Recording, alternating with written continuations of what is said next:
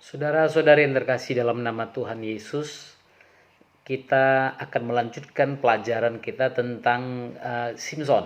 Ya, kemarin kita sudah belajar yang pertama apa yang kita bisa dapat dari Simson dan keluarganya. Yang pertama kemarin saya katakan, orang tua harus belajar mendengar suara Tuhan sehingga mengetahui apa yang Tuhan inginkan dari kehidupan anak-anaknya. Bukannya Anda memaksakan apa yang tidak bisa Anda raih dulu dalam hidup Anda kepada anak Anda, tapi belajar mendengarkan dari Tuhan apa yang Tuhan mau untuk terjadi atau Tuhan inginkan dari kehidupan anak Anda. Nah, saya akan bahas yang kedua sekarang.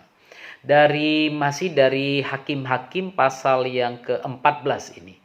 Nah, saudara, yang kedua dari kehidupan Simson yang perlu Anda pelajari adalah bahwa Simson itu seorang nazirnya Tuhan. Artinya apa? Dia tidak boleh menyentuh bangkai atau mayat, saudara. Tapi firman Tuhan mencatat di sini bagaimana Simson justru sengaja menyimpang dari jalan yang seharusnya ditempuhnya untuk melihat bangkai singa yang dibunuhnya. Mengerikan kan saudara ya? Bagaimana Simson yang tahu bahwa hidupnya berbeda dari orang lain, tapi justru dia sengaja menyimpang untuk melihat bangkai yang dibunuhnya. Padahal dia tahu dia tidak boleh menyentuh bangkai, saudara. Nah, apa yang terjadi, saudara, saya sampaikan kepada Anda, sering sekali akibat menyimpang dari jalan yang ditetapkan Tuhan, seringkali orang justru melakukan kesalahan dan dosa yang lebih besar dan lebih menyakiti hati Tuhan. Nah, akibat menyimpang dari jalan yang ditetapkan itu, saudara, seseorang justru dapat apa? Menggagalkan rencana yang Tuhan persiapkan dalam hidupnya.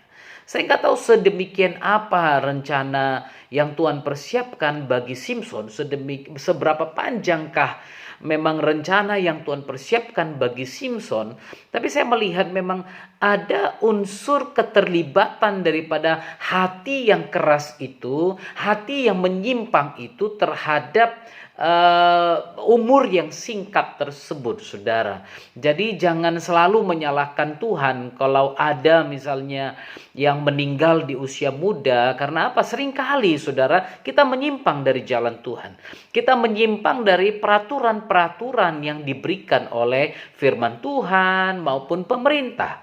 Karena firman Tuhan ajarkan kita untuk takluk kepada pemerintah. Misalnya ada orang percaya yang meninggal karena tabrakan, saudara. Dia ditabrak mobil dan kemudian kepalanya pecah.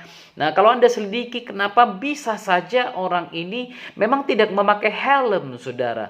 Lalu kemudian dia berpikir Tuhan kan ada, Tuhan kan bisa menolong. Tapi kalau Anda menyimpang dari jalan Tuhan, maka Anda juga akan menanggung konsekuensinya. Demikian juga dengan Simson. Dari Yesaya pasal 63 ayat 17, kita bisa belajar di sini ada satu ayat ini yang sangat luar biasa saya perhatikan. Firman Tuhan bilang begini, "Ya Tuhan, ya Yahweh, mengapa engkau biarkan kami sesat dari jalanmu? Dan mengapa engkau tegarkan hati kami sehingga tidak takut kepadamu?" Perhatikan ini, saudara. Bagaimana firman Tuhan, Yesaya mencatat, "Ya Tuhan, mengapa engkau biarkan kami sesat?" Artinya apa? Ada pembiaran kadang-kadang dari apa yang Tuhan lakukan dalam kehidupan kita. Kadang-kadang kita berpikir, wah memang sudah beginilah jalan hidupku. Enggak, saudara. Kadang-kadang karena kekerasan hati kita, Tuhan membiarkan, ya udah terserah padamu. Makanya kalau Anda perhatikan dalam Wahyu pasal yang terakhir itu, Anda bisa lihat di dalam pasal terakhir itu dikatakan, biarlah yang jahat menjadi semakin jahat, yang kudus menjadi semakin kudus. Nah, saudara, ada pembiaran yang akan terjadi. Karena tidak seorang pun manusia yang dikendalikan sepenuhnya oleh Tuhan dengan seperti robot, saudara. Anda nggak dirobotin oleh Tuhan, tapi Anda justru diberikan kehendak bebas untuk memilih. Ya, karena itu kadang-kadang kalau Anda memilih jalan yang salah pun Tuhan tidak bisa sampaikan, Tuhan tidak bisa katakan apa-apa. Karena memang itu adalah pilihan yang Anda buat. Kenapa engkau tegarkan hati kami sehingga tidak takut kepadamu? Ada kalanya juga Tuhan buat seperti itu.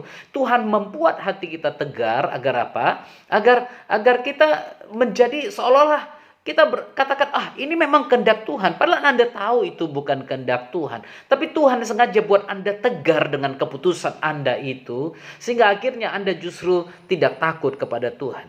Karena itu saudara, Anda bisa lihat dalam firman Tuhan, ada kejadian-kejadian di mana nabi-nabi yang disuruh Tuhan menyampaikan sesuatu, namun di tengah jalan ada seorang nabi lain datang kepada dia dan katakan, firman Tuhan juga kepadaku supaya kau makan dulu. Padahal Tuhan bilang kepada nabi yang satu ini, pulang, jangan singgah kemanapun. Tapi karena seorang nabi yang lain katakan, mampir di rumahku makan, inilah suara Tuhan. Dia mampir, dia makan. Lalu kemudian dia terkena malapetaka, saudara. Itu sebabnya kadang-kadang Anda bagaimana caranya menguji itu? Lihat apakah apa yang Anda lakukan sesuai dengan firman Tuhan atau tidak. Kalau itu sudah menyimpang dari firman Tuhan, jangan tegarkan hatimu.